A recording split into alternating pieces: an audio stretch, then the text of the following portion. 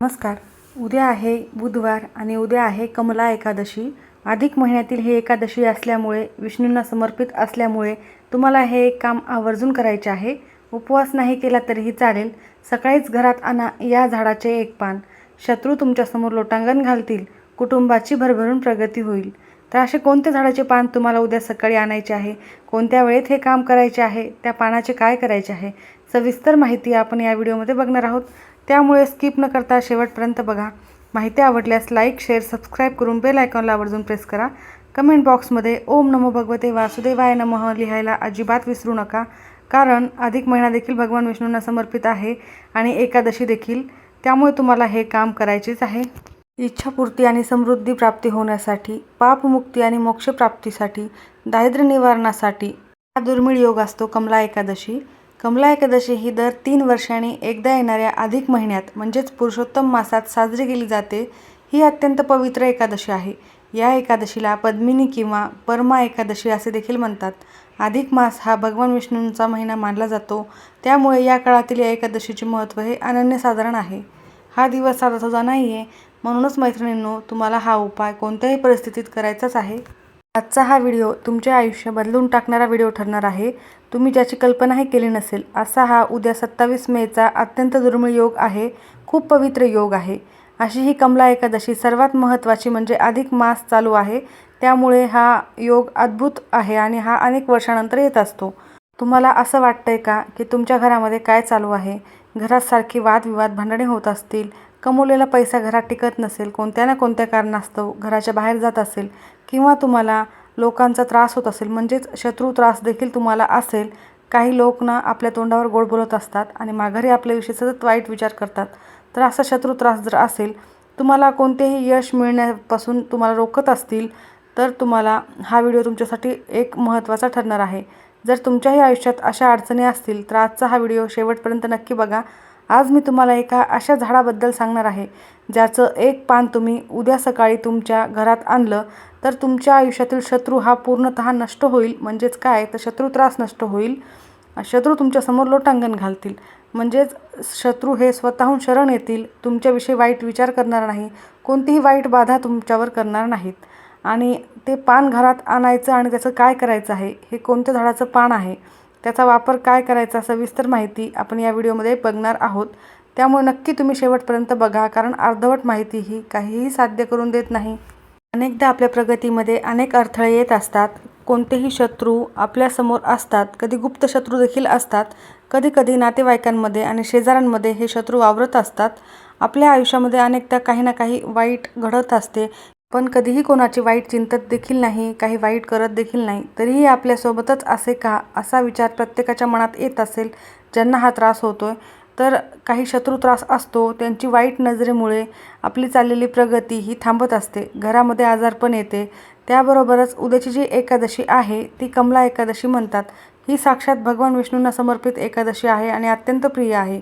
अधिक मासात आल्यामुळे तिचे फळ हे 1000 पटीने प्राप्त होणार आहे. शास्त्रामध्ये लिहिलं आहे की या एकादशीला, या दिवशी निसर्गातल्या काही विशिष्ट वनस्पतींमध्ये ब्रह्मांडीय आणि सकारात्मक ऊर्जा ही सर्वोच्च पातळीवर असते. आता तुम्ही विचार करत असाल की असं कोणतं झाड आहे ज्याचं एक पान शत्रूला आपल्यासमोर नतमस्तक व्हायला लावेल. ते असं कोणतं महागडं झाड नाही, म्हणजेच खूप अवघडही नाही आहे. तुमच्या आजूबाजूलाच असतं, पण योग्य माहिती नसल्यामुळे आपल्याला त्याच्याकडे आपण नेहमी दुर्लक्ष करत असतो. हे झाड साक्षात माता लक्ष्मी, भगवान विष्णूंचा आशीर्वाद असते. या झाडाच्या पानामध्ये अशी दैवी शक्ती आहे जी तुमच्या घरातील सर्व नकारात्मकता नष्ट करते. तुमच्या शत्रूची बुद्धी तुमच्याबद्दल चांगला विचार करण्यासाठी प्रवृत्त करते. पण गडबड करू नका. हे पान आणण्याचे काही कडक नियम देखील आहेत. जर तुम्ही चुकीच्या पद्धतीने किंवा चुकीच्या वेळी हे पान घरात आणलं तर त्याचा उलट परिणाम देखील होऊ शकतो. त्यामुळे प्रत्येक गोष्ट शांतपणे समजून घ्या. मी तुम्हाला ते नाव सांगणारच आहे, पण त्याआधी उद्या एकादशीला सकाळी उठून तुम्हाला घरात एक छोटीशी काम करायचे आहे, ते आधी ऐकून घ्या. तर कोणतीही पूजा किंवा व्रत तेव्हाच पूर्ण होते जेव्हा आपण त्यामागची कथा आणि महात्म्य समजून घेत असतो. कमला एकादशीचं व्रत किती शक्तिशाली आहे हे समजण्यासाठी आपल्याला त्रेतायुगात जावं लागेल. त्रेतायुगात महिष्मती नगरीत एक कृतवीर्य नावाचा एक राजा राज्य करत होता. राजाकडे सर्व काही होतं. धन होतं, अफाट साम्राज्य होतं, सैन्य होतं, धान्य होतं आणि विशेषतः अनेक राण्या देखील होत्या. पण एवढं सगळं असूनही राजाच्या पदरी एकही संतान, मुलगा किंवा मुलगी नव्हती. वंश पुढे चालवण्यासाठी राजाला मूल हवं होतं. राजाने अनेक यज्ञ केले, दानधर्म केले, उपचार केले, परंतु हे सर्व प्रयत्न व्यर्थ ठरले. मग काय करावे हे राजाला कळत नव्हते. शेवटी निराश होऊन राजाने आपले सर्व राज्य मंत्र्याच्या स्वाधीन केले. पुत्रप्राप्तीसाठी तपश्चर्या करायला तो जंगलात गेला आणि राजासोबतच त्याची पतिव्रता परमप्रिय राणी पद्मिनी, जी राजा हरिश्चंद्राची कन्या होती, ती सुद्धा जंगलात गेली. दोघांनी गंधमादन पर्वतावर हजारो वर्ष तपश्चर्या केली. तपश्चर्या करून राजा अगदी व्याकुळ झाला, पण तरीही देवाने त्याला साक्षात्कार दिला नाही, म्हणजे देव प्रसन्न झाला नाही. राजा अशक्त होऊन पडलेला पाहून राणी पद्मिनीला अत्यंत दुःख झाले. राणीने मग माता अनुसया, सती अनुसया यांच्याकडे जाऊन प्रार्थना केली, हे माते, माझ्या पतीची एवढी कठोर तपश्चर्या जी आहे, तरीही भगवान विष्णू त्यांना प्रसन्न झाले नाहीत. आमची चूक काय झाली आहे? आम्हाला संतान प्राप्तीचा आशीर्वाद कसा मिळेल? तेव्हा त्रिकालज्ञ सती अनुसया म्हणाली, हे पद्मिनी, प्रत्येक 3 वर्षांनी एक अधिक मास म्हणजे मलमास येतो, ज्याला आपण पुरुषोत्तम मास असे देखील म्हणतो. हा महिना भगवान पुरुषोत्तमाचा म्हणजेच विष्णूंचा महिना आहे. या अधिक मासाच्या शुक्ल पक्षात जी एकादशी येते तिला कमला एकादशी म्हणतात किंवा तिला पद्मिनी एकादशी देखील म्हटले जाणार आहे. हे व्रत सर्व व्रतांमध्ये श्रेष्ठ व्रत आहे. जर तुम्ही दोघांनी विधीपूर्वक हे व्रत केले तर भगवान विष्णू नक्कीच प्रसन्न होतील. तुमच्या सर्व इच्छित मनोकामना आणि पुत्रप्राप्तीची इच्छा देखील पूर्ण होईल. माता अनुसया यांच्या सांगण्यावरून राणी पद्मिनीने अधिक मास येताच अत्यंत कडक नियमाने कमला एकादशीचे व्रत केले. तिने निर्जला पाणी न पिता व्रत केले, रात्री जागरण केले आणि भगवान विष्णूंचे भजन कीर्तन केले. राणीच्या या अद्भुत आणि निस्सीम भक्ती पाहून भगवान विष्णू अत्यंत प्रसन्न झाले. ते गरुडावर स्वार होऊन प्रगट झाले आणि म्हणाले, हे देवी पद्मिनी, मी तुझ्या या कमला एकादशीच्या व्रताने अत्यंत प्रसन्न झालो आहे. मग तुला काय हवं आहे ते मागू शकतेस. राणी पद्मिनी हात जोडून म्हणाली, हे प्रभू, जर तुम्ही माझ्यावर प्रसन्न असाल तर माझ्या पतीला म्हणजेच राजा कृतवीर्याला जो वर पाहिजे आहे तो तुम्ही त्यांना द्यावा. भगवान विष्णूंनी राजाला विचारले तेव्हा राजाने प्रार्थना केली, हे देवा, मला असा एक पुत्र हवा आहे जो सर्व गुणांनी संपन्न असेल. तिन्ही लोकात त्याचा पराभव कोणीही करू शकणार नाही आणि तो केवळ तुमच्याशिवाय म्हणजे भगवंताशिवाय इतर कोणाकडूनही पराभूत होणार नाही. भगवान विष्णू तथास्तु म्हणाले आणि ते अंतर्धान पावले. त्यानंतर काही काळानंतर राणी पद्मिनी गरोदर राहिली आणि तिने एका अत्यंत तेजस्वी पुत्राला जन्म दिला. हा पुत्र म्हणजेच दुसरा तिसरा कोणीही नसून कार्तवीर्य म्हणजे अर्जुन, सहस्त्रार्जुन होता. हा सहस्त्रार्जुन एवढा शक्तिशाली होता की ज्याने लंकेचा राजा रावण याला सुद्धा युद्धामध्ये पराजित केले होते आणि कैदेत ठेवले होते. आणि या महाबलाढ्य पुत्राचा जन्म केवळ कमला एकादशीच्या या व्रतामुळे आणि या व्रताच्या पुण्यफळामुळेच झाला आहे.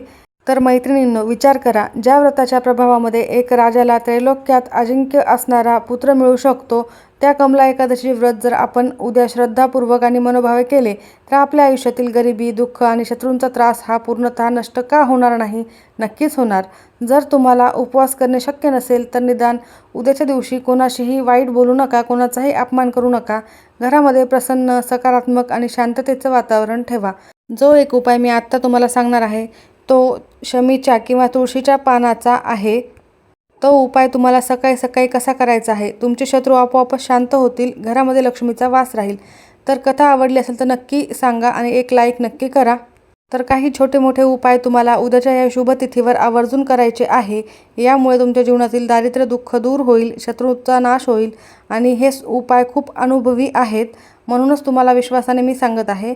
तर एक मुख्य उपाय म्हणजे पाण्याचा तोडगा. तर सकाळी 6 वाजता तुम्हाला उद्या सकाळी सूर्योदयापूर्वी उठायचं आहे, स्नान करायचं आहे.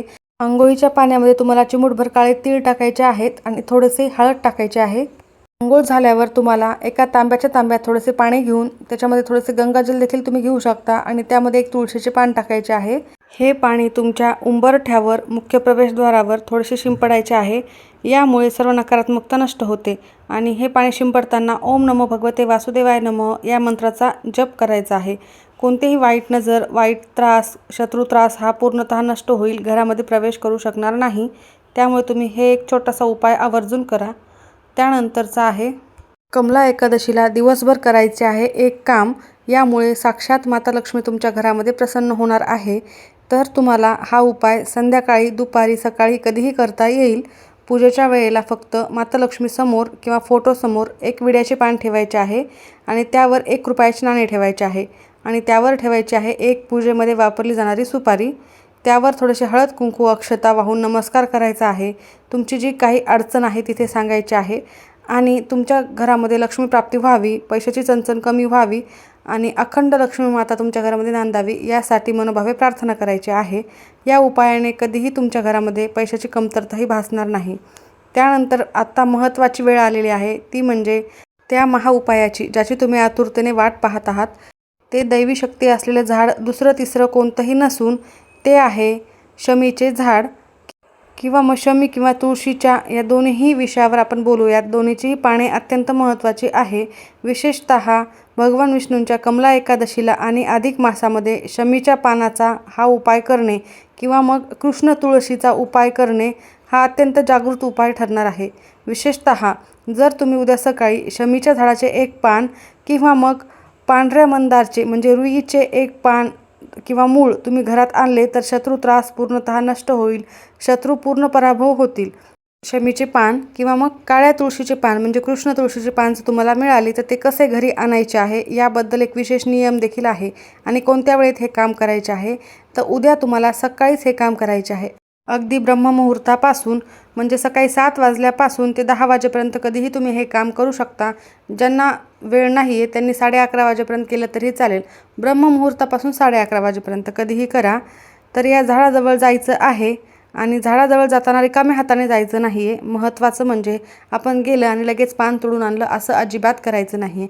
त्यासाठी तुम्हाला एका तांब्यामध्ये थोडेसे पाणी घेऊन जायचे आहे, थोडेसे फुलं घेऊन जायचे आहे. एक दिवा तुम्हाला नेणे शक्य झाले तर आवर्जून न्या. त्यानंतर तुम्हाला तिथे झाडाला सर्वप्रथम पाणी अर्पण करायचे आहे, दिवा प्रज्वलित करायचा आहे, हळद, कुंकू, अक्षता, फूल वाहून नमस्कार करायचा आहे, झाडाची मनोभावे माफी मागायची आहे. त्यानंतर म्हणायचे आहे, हे वृक्षदेवता, मी या झाडाचं पान जे नेत आहे ते माझ्या घरातील इडापिडा, दारिद्र्य, दुःख, शत्रूंचा त्रास नष्ट व्हावा यासाठी नेत आहे. तर कृपया मला आशीर्वाद द्यावा आणि सकारात्मक हा उपाय ठरावा यासाठी मनोभावे प्रार्थना करायची आहे. त्यानंतर आदरपूर्वक हे पान तोडायचे आहे. लक्षात ठेवा, पान कुठेही फाटलेले, तुटलेले नसावे, सुकलेले नसावे, किडलेले नसावे आणि त्यानंतर हे पान तुम्हाला घरी आणायचे आहे. तर घरी आणून त्याचे काय करायचे आहे, हे पान घरात आणल्यानंतर सर्वप्रथम स्वच्छ पाण्याने किंवा गंगाजलाने स्वच्छ धुवून घ्यायचे आहे. त्यानंतर त्यावर एक चंदनाचा टिळा लावायचा आहे. जर तुमच्या आयुष्यात एखादा विशिष्ट शत्रू असेल तर एका पांढऱ्या कागदावर कोळशाने किंवा लाल पेनाने त्या शत्रूचे नाव लिहा. जर तुम्हाला नाव माहीत असेल तर त्या कागदावर हे पान ठेवायचे आहे आणि तो कागद घडी घालून तुमच्या घरातील दक्षिण दिशेला किंवा मग देवघराच्या मागे ठेवून द्यायचा आहे. अधिक मासातील कमला एकादशीला हा प्रभावी उपाय जर तुम्ही केला तर त्या शत्रूची तुमच्याविषयीची वाईट बुद्धी नष्ट होईल. तुमच्या विरुद्ध कट कारस्थान करत असेल तर ते देखील तो थांबवेल. तो तुमच्याशी मैत्री करण्याचा प्रयत्न देखील करेल. जर शत्रू माहीत नसेल तर फक्त माझा गुप्त शत्रूंचा नाश व्हावा अशी प्रार्थना करायची आहे आणि हे पान देवघरामध्ये भगवान विष्णूंच्या चरणी देखील तुम्ही ठेवू शकता. तुमच्या आयुष्यात आलेले कठीण दिवस नक्कीच दूर होतील. घरामध्ये सुख, शांती, समृद्धी नक्की प्राप्त होईल. शत्रू त्रास पूर्णतः नष्ट होईल. कारण काही झाडांचे महत्त्व हे खूप जास्त प्रमाणामध्ये असते. हे उपाय केल्याने घरातील गरिबी देखील दूर होते, सर्व कामामध्ये यश मिळते. त्यासोबतच उद्या तुम्हाला एकादशीच्या दिवशी तुळशीजवळ एक दिवा लावायचा आहे आणि तुळशीला प्रदक्षिणा करणे शक्य झाले तर आवर्जून 11 प्रदक्षिणा करायच्या आहेत. ओम नमो भगवते वासुदेवाय नमः हा मंत्र देखील म्हणायचा आहे. उद्याच्या दिवशी तुम्ही संध्याकाळी घराच्या अंगणातील तुळशीजवळ जर तुम्ही दिवा लावला आणि तो दिवा जर गाईच्या शुद्ध तुपाचा लावला तर साक्षात माता लक्ष्मी प्रगट होईल. परंतु तुपाच्या दिव्यामध्ये तुम्हाला चिमूटभर हळद आवर्जून टाकायची आहे. त्यानंतर तुळशी मातेला मनापासून नमस्कार करून ओम नमो भगवते वासुदेवाय नमः मंत्राचा जप करून 11 प्रदक्षिणा करायच्या आहेत. एकादशीच्या दिवशी तुळशीला पाणी घालू नका, तिचे पाने तोडू नका, फक्त एक दिवा लावायचा आहे, प्रदक्षिणा घालायच्या आहेत. यामुळे घरातील पैशाची चणचण कायम दूर होते. त्यासोबतच विष्णूंच्या चरणी पिवळे वस्त्र, पिवळी हळद, अडकलेली कामे पूर्ण होण्यासाठी हा उपाय करायचा आहे. तर भगवान विष्णूंना पिवळा रंग अत्यंत प्रिय आहे. उद्या सकाळी पूजा करताना विष्णूंच्या फोटोसमोर, मूर्तीसमोर किंवा बाळकृष्णाच्या मूर्तीला पिवळ्या रंगाची फुले अर्पण करायची आहेत. जसे की झेंडू, शेवंती अर्पण करा. त्यानंतर नमस्कार करून तुमच्या कोणतीही इच्छा असो तिथे मागा. अधिक महिन्यातील ही कमला एकादशी असल्यामुळे तुमची नक्कीच इच्छापूर्ती होणार आहे. त्यासोबतच मी तुम्हाला विड्याच्या पानाचा जो उपाय सांगितलेला आहे तो देखील नक्की करा. आणि विष्णूचरणी जर तुम्ही पिवळे फुले हळद अर्पण केली तर भगवान विष्णूंना पिवळा रंग अत्यंत प्रिय असल्यामुळे तुमचे नक्कीच सर्व कामे हे मार्गी लागतील. आणि त्यांना केशराचा टिळा किंवा हळदीचा टिळा लावू शकता किंवा अष्टगंध देखील तुम्ही लावू शकता. जर तुमची काही जुने कामे अडकलेली असतील, खोळंबलेली असतील आणि नोकरीमध्ये यश मिळत नसेल तर हा उपाय केल्याने भाग्योदय होईल. त्यासोबतच तुमच्या मुख्य प्रवेशद्वारावर एक स्वस्तिक आवर्जून काढायचे आहे. यामुळे नकारात्मक ऊर्जा, शत्रुबाधा दूर होत असते. तर घर स्वच्छ करून घराच्या उंबरठ्यावर तुम्ही लेपन करू शकता किंवा दोन्ही बाजूला हळदाने आणि कुंकवाने एक एक स्वस्तिक काढू शकता. तर हळदीमध्ये थोडेसे गंगाजल किंवा साधे पाणी मिक्स करायचे आहे आणि त्याने स्वस्तिक काढून ते स्वस्तिक पूर्ण काढायचे आहे. त्यावर तुम्हाला हळदी, कुंकू, अक्षता, फुले वाहायचे आहेत, नमस्कार करायचा आहे. आपल्या हिंदू धर्मामध्ये गाईला अत्यंत पूजनीय मानले गेलेले आहे. 33 कोटी देवी देवतांचा वास गायीमध्ये असतो. गायीची सेवा केल्याने अनंत पटीने पुण्यफळ प्राप्त होत असते. तर उद्या तुम्हाला गाईला थोडासा गूळ, भिजवलेली चण्याची डाळ खायला द्यायची आहे किंवा तुम्ही गाईला हिरवा चारा खाऊ घालू शकता. तिच्या पाठीवर हात फिरवून आशीर्वाद घ्यायचा आहे. यामुळे तुमच्या कुंडलीतील गुरुग्रह हा मजबूत होतो, सर्व पापकर्मांचा नाश होतो. त्यासोबतच तुम्हाला त्या पानाचे नंतर काय करायचे आहे हे मी पुढे सांगत आहे. तर त्याआधी दक्षिणावर्ती शंखाचा एक उपाय तुम्हाला करायचा आहे. जर तुमच्यावर कर्ज वाढलेले असेल तर पूजेच्या वेळेला देवासमोर बसून तांब्याच्या तांब्यामध्ये पाणी भरून ठेवायचे आहे. तुमच्याकडे दक्षिणावर्ती शंख असेल तर त्यात पाणी भरून भगवान विष्णूंना अभिषेक करा. विष्णू सहस्रनामाचे पठण करायचे आहे. जर शंख नसेल तर तांब्याच्या तांब्यातील पाण्यावर हात ठेवून ओम नमो भगवते वासुदेवाय नमः हा मंत्र म्हणून देखील तुम्ही जप करू शकता. आणि हे पाणी अभिमंत्रित झाल्यानंतर हे पाणी तुम्हाला संपूर्ण घरभर शिंपडायचे आहे. घरातील सदस्यांना हे पाणी पिण्यास द्यायचे आहे. यामुळे आपल्या घरातील आजारपण, मानसिक तणाव हा दूर होतो. तर तुम्ही यापैकी दोन्ही काम करू शकता. शंखाने एक तर तुम्ही अभिषेक करायचा आहे, विष्णू सहस्रनामाचे पठण करायचे आहे किंवा अभिमंत्रित केलेलं पाणी तुम्ही घरभर शिंपडू शकता. नक्की हा उपाय करा. त्याचबरोबर ते जे पान मी तुम्हाला सांगितलेले आहे त्या पानाचे काय करायचे आहे तर ते पान तुम्हाला दुसऱ्या दिवशी किंवा ते पान सुकल्यानंतर निर्माल्यामध्ये टाकू शकता किंवा वाहत्या पाण्यामध्ये विसर्जित करायचे आहे किंवा हे शक्य नसेल तर तुम्ही एखाद्या झाडाखाली नेऊन टाकू शकता. तर हा उपाय आवर्जून करा. ज्या घरामध्ये सुतक असेल त्यांना हा उपाय करता येणार नाही. स्त्रियांना मासिक धर्म असेल तर त्यांनी सोडून इतर कोणीही हा उपाय केला तरी चालेल. माहिती आवडल्यास नक्की लाईक करा. सर्वांचे खूप खूप धन्यवाद.